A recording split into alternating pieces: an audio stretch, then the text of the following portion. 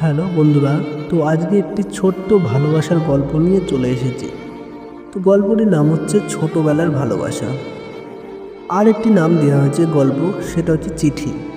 তো চলো বন্ধুরা, গল্পটি শুরু করা যাক। ছোট্ট এক গ্রাম, তার নাম শান্তিপুর। গ্রামটা যেমন শান্ত, ঠিক তেমনই শান্ত ছিল রাজু আর নীলার বন্ধুত্ব।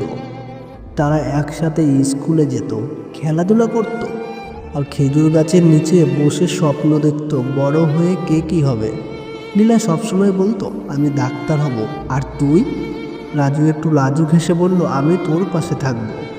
নীলা হেসে উড়িয়ে দিল, পাগল। দিন কাটল নদীর পাড়ে, ধান ক্ষেতের মাঝে ছুটোছুটি করে। কিন্তু সময় থেমে থাকে না। মাধ্যমিক পরীক্ষার পর হঠাৎ করেই নীলার পরিবার শহরে চলে যায়। রাজু শুধু একটা চিঠি পেয়েছিল, আমার জন্য অপেক্ষা করিস রাজু। সেই চিঠিটা রাজু এখনও নিজের বুক পকেটে রেখে দেয়।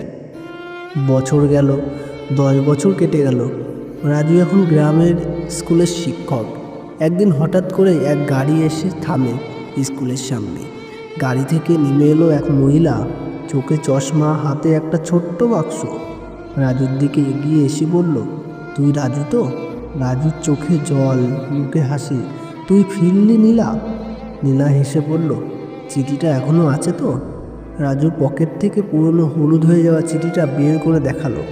নীলার চোখে জল মুছে বলল, তুই বলেছিলি তুই আমার পাশে থাকবি, এখন বল কোথায় থাকবি, শহরে না আমার গ্রামের বাড়িতে?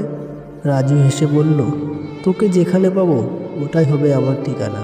তো বন্ধুরা, গল্পটি কেমন লাগলো অবশ্যই কমেন্ট করে জানাবেন।